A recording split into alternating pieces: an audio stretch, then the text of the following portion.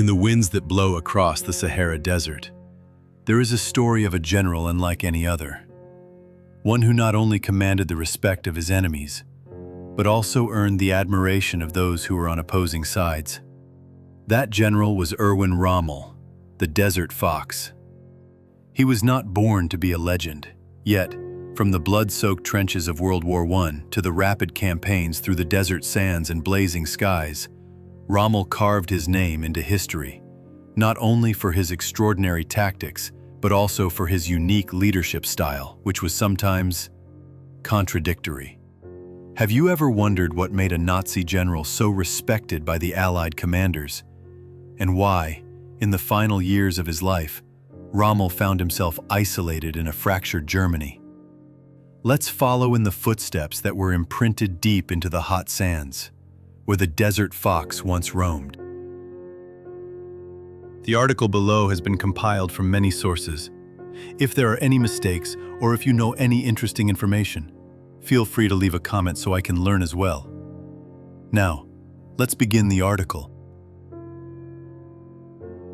First steps from Heidenheim to the trenches of Europe. In the tranquil countryside of Heidenheim, Germany, a skinny boy with sharp eyes and a strong sense of discipline grew up amid the peaceful afternoons of Swabia. Rommel's family was not of noble birth, nor did they have a military tradition. His father was a school principal, and his mother was the daughter of a retired artillery officer. But amidst the books, lessons, and belief in reason, young Erwin Rommel began to dream of something different. At first, he wanted to become an engineer, immersed in mechanics, not warfare. However, as he matured, Rommel chose the military path, not out of a desire for conquest, but because of the discipline and devotion that quietly drew him into the soldier's life. In 1910, at the age of 18, Rommel joined the Württemberg Infantry Regiment, number 124, an old unit in the Imperial German Army.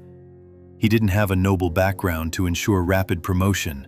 Everything was earned through merit, from the long, cold nights of marching to the harsh training hours in the barracks. Then, World War I broke out.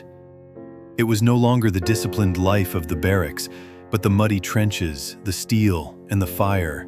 From the battlefields of France to the mountainous region of Caporetto in Italy, Rommel stood out as a bold officer, one who was ready to lead small but superior forces against the enemy in terms of tactics, morale, and willpower. He didn't fight for blind allegiance to the empire, but for his comrades and his duty as a soldier. His surprise raids and powerful marches were later immortalized in his book Infanterie greift an, Infantry Attacks, which became a guide for many generations of soldiers, including Adolf Hitler himself.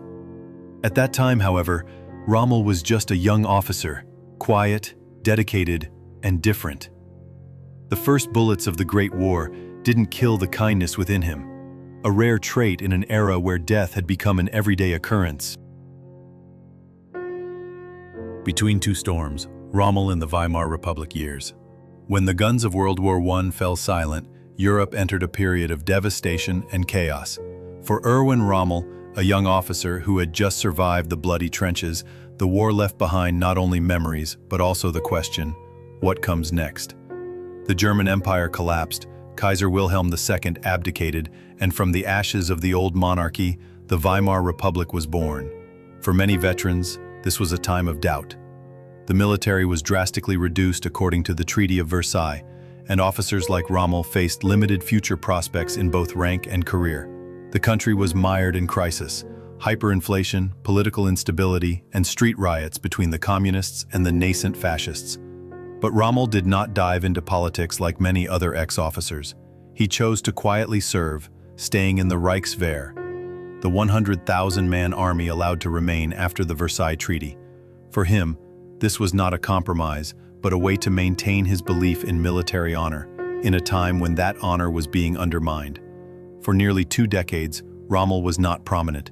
He did not join extreme militia groups, align himself with political party leaders, or make public political statements.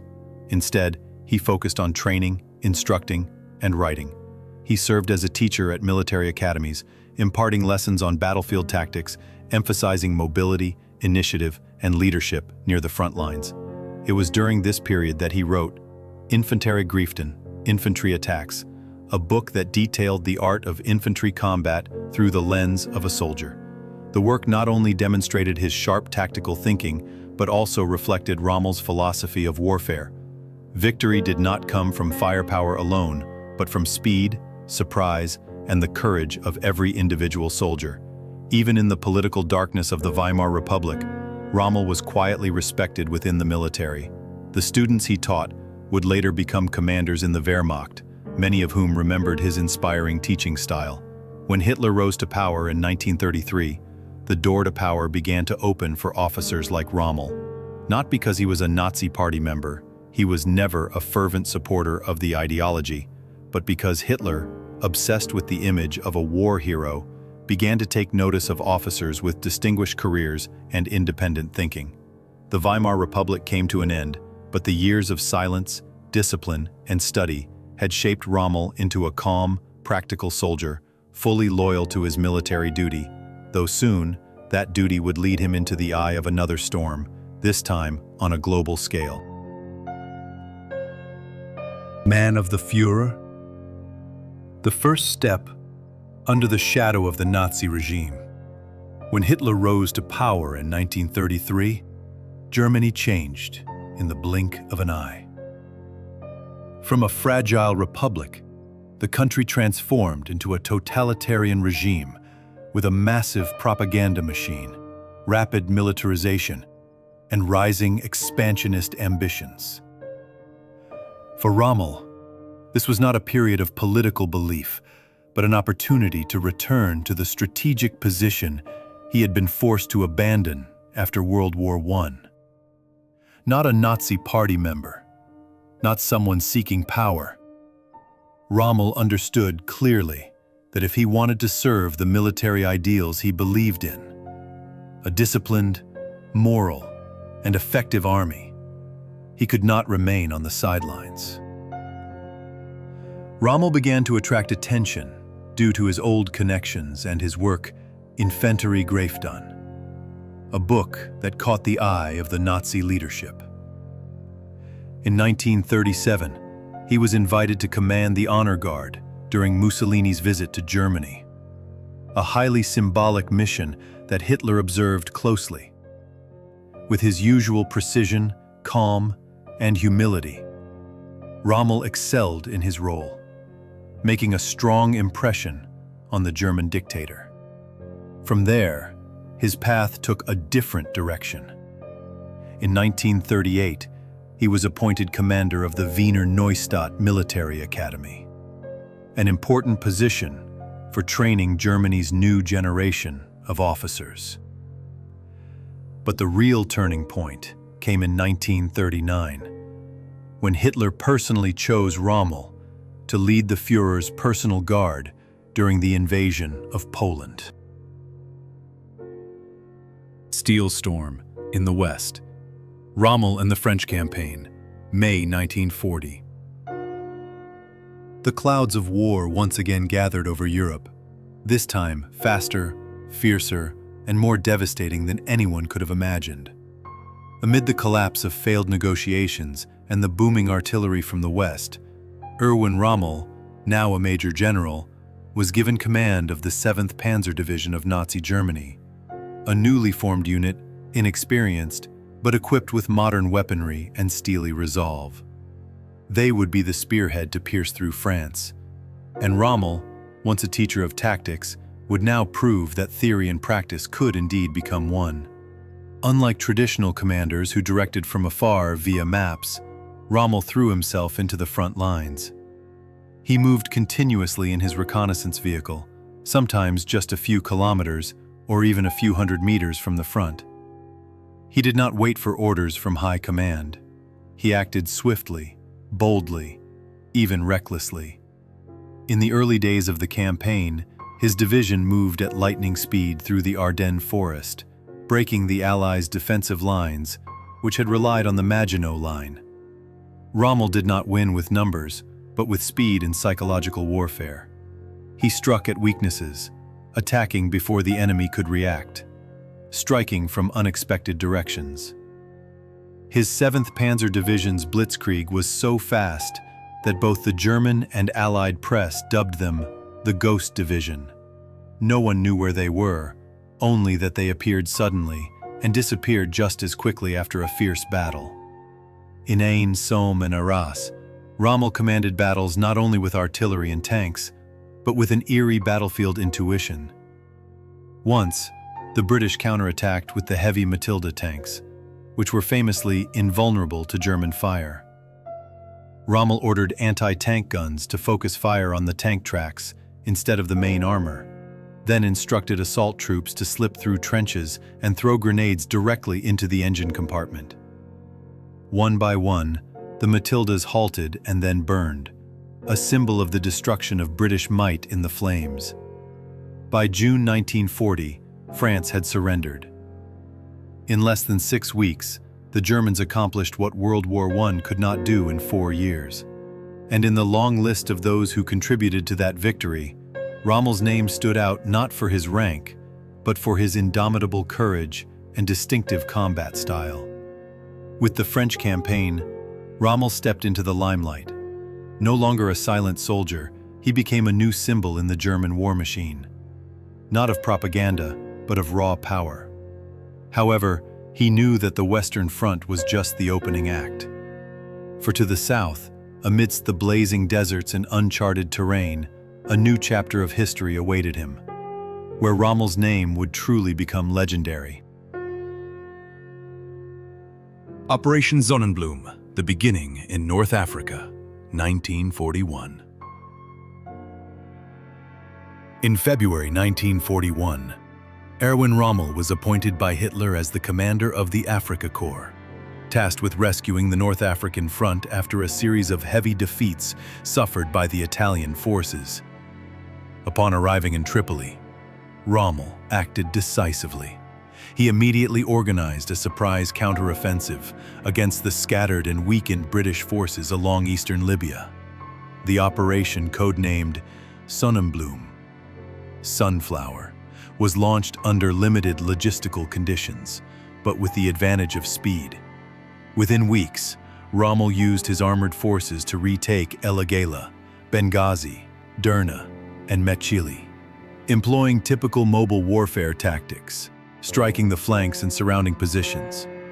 He sent the British 8th Army, commanded by Wavell, into disarray and forced them to retreat. His enemy began referring to him as the Desert Fox, due to his unexpected and cunning attacks, akin to a fox hunting its prey. By early April, the German-Italian forces had reached the Egyptian border. However, the strategic port city of Tobruk, held by Australian forces, 9th Division, had strengthened its defenses and became the most important resistance stronghold. Rommel was forced to halt and prepare for a prolonged siege. Siege of Tobruk, April-December 1941. Tobruk was a natural fortress. Surrounded by rocky slopes and vast desert, the city served as an ideal supply point for the Allies via the sea. Rommel, with a small force, lacked the strength to launch a full-scale assault, so he opted for a siege in hopes of wearing down the defenders. He established defensive lines and artillery positions around Tobruk, attempting to block outside supply routes. However, the Royal Navy continued to run the Tobruk ferry service at night, delivering supplies under the protection of Air Force and naval artillery. Meanwhile, the Australian defenders inside made use of deep tunnels, mines, and machine guns to thwart Rommel's attacks. Rommel launched several small probes to test for weaknesses but was unsuccessful.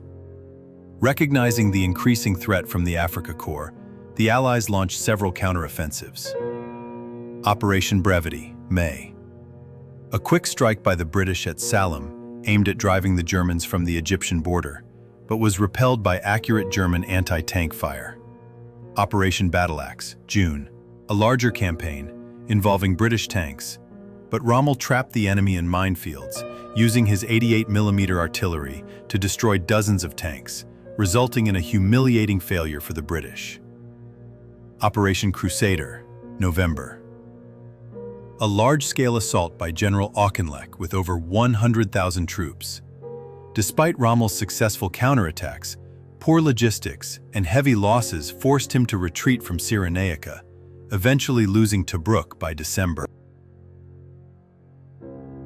Operation Gazala and the second capture of Tobruk. May, June, 1942. After a period of rest and reinforcements from Germany via Malta, Rommel planned a new counterattack against the Gazala line, where the British had constructed a series of fortified positions stretching from the sea to the desert. Rommel chose not to attack head-on. Instead, he employed a bold strategy, a flank march through the southern desert with his armored forces, cutting behind the enemy's defensive line.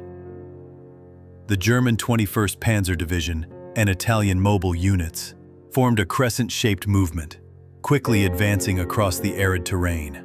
After several days of fighting, Rommel created a cauldron surrounding British units at Knightsbridge.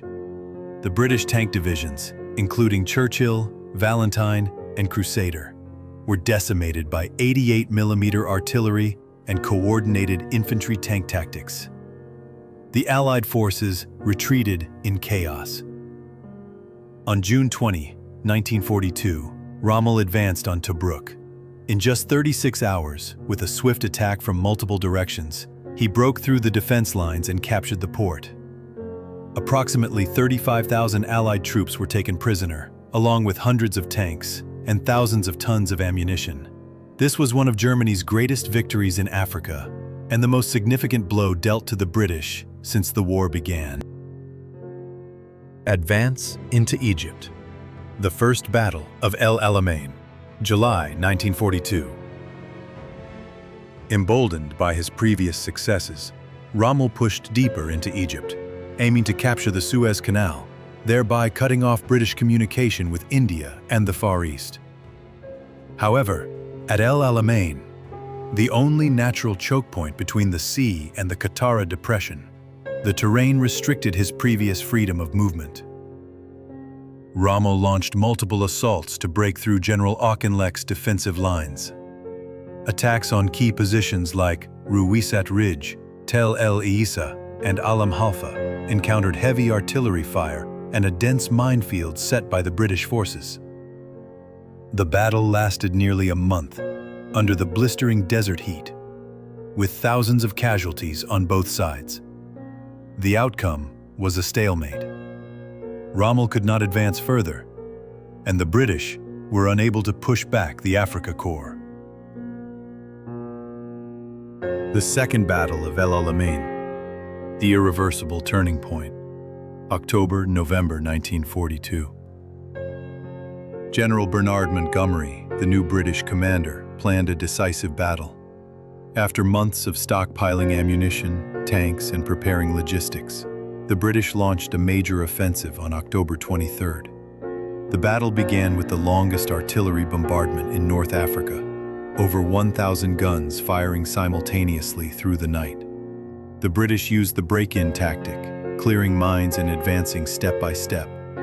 Despite fierce resistance from the German-Italian forces, they were overwhelmed by British firepower, numbers, and supply lines.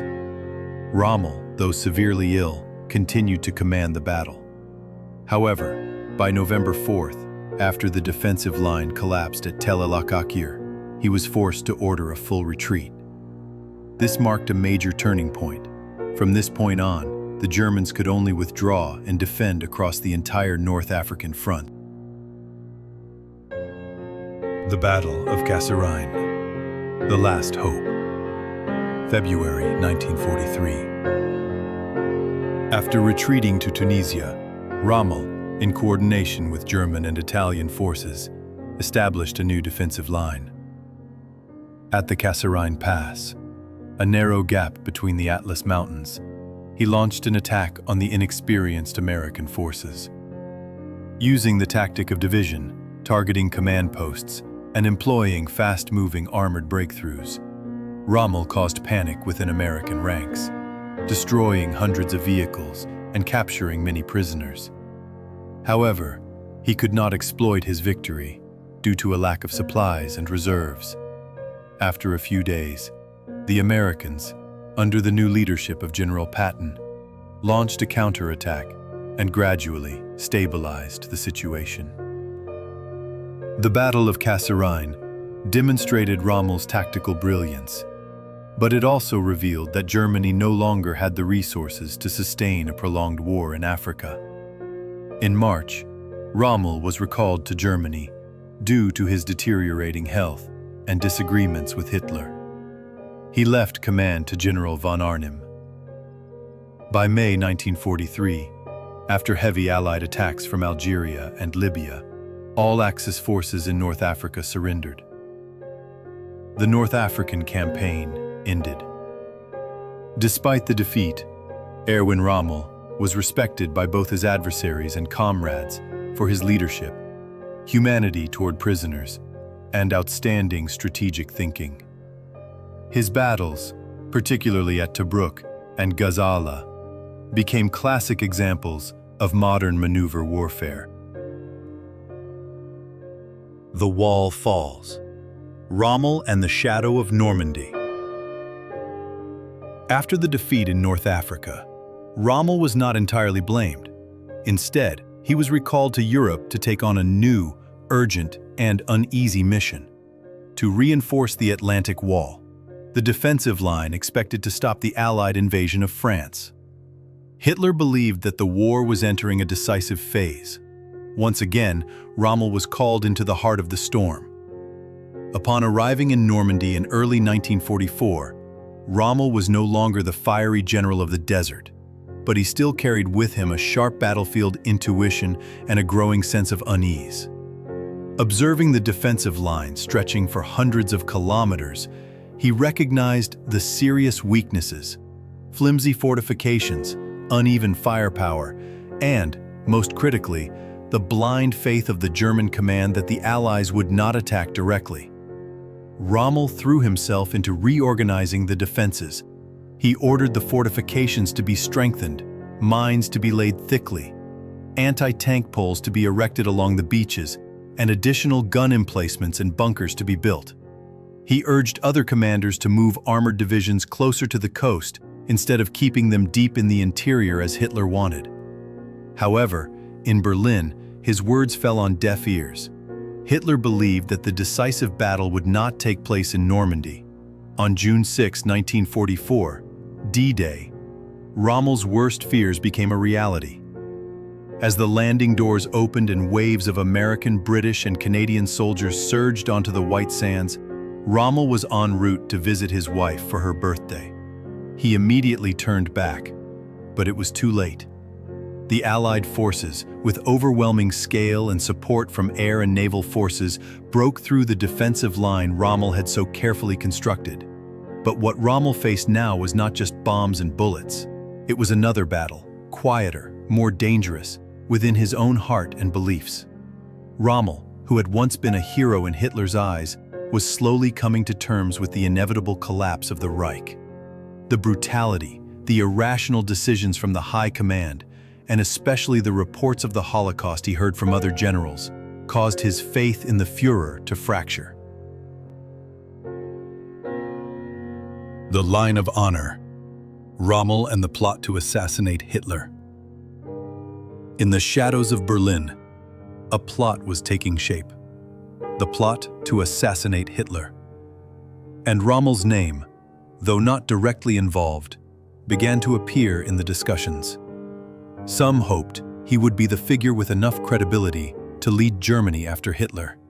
He secretly engaged with some members of the German resistance, those planning to assassinate Hitler, notably Klaus von Stauffenberg's group. Rommel did not directly participate in the bomb plot on July 20th, but he supported the idea of overthrowing Hitler and proposed a peaceful resolution with the Allies afterward. However, Hitler survived the blast. A purge began. Rommel's name quickly surfaced in the interrogations, and with his image as a highly respected general, both inside and outside the country, Hitler did not want to publicly handle him. In October 1944, 2 officers were sent to Rommel's home. They presented him with a choice: either face trial for treason, leading to death and disgrace for his family, or commit suicide to preserve his honor. Rommel chose the latter. He donned his uniform, left his home, and got into the car. Just hours later, the German press reported that the legendary general had died from old war wounds. A staged death, but one that contained a bitter truth. The man who had once stood in the burning sands of North Africa was now consumed by his own homeland. Rommel's legacy. A legend between 2 lines of fire. Erwin Rommel passed away, but his image, the knight general in a brutal era, has never disappeared from historical memory. In a world tainted by fascism, Rommel emerged as an exception, a soldier not only skilled but also honorable, a man never accused of war crimes, and even admired by his enemies. Winston Churchill once called him one of the greatest generals of Germany. In Allied documents, he was often portrayed as an exemplary warrior, courageous, decisive, yet humane on the battlefield. Actions like treating prisoners of war with kindness, refusing to carry out inhumane orders from his superiors, earned Rommel respect, even from opposing sides. After the war, Rommel's image was rediscovered by Germany itself as a symbol of another Germany, a part of the nation that didn't fully submit to Nazi ideology, but still contained individuals with classical ideals, honor, patriotism, and integrity. He became a model for the Bundeswehr, the newly established military of the Federal Republic of Germany, not only for his talents, but also for his attitude toward power and moral responsibility. In popular culture, from books and movies to video games, the name Rommel is still evoked as a symbol full of contradictions, both a part of Nazi Germany's war machine and a man striving to do what was right in a wrong world. But what makes Rommel truly special is not just his battles, but the moment of his final days, when he chose death to protect his family, preserve his honor, and silently leave history in a tragic sunset. Rommel, ultimately, was not just a general. He is the complex puzzle of history. Can loyalty, conscience, and integrity exist in an era cloaked in darkness? Thank you all for following and listening. If you enjoyed and found it interesting, please leave a like, subscribe to the channel, and hit the notification bell to stay tuned for our upcoming videos.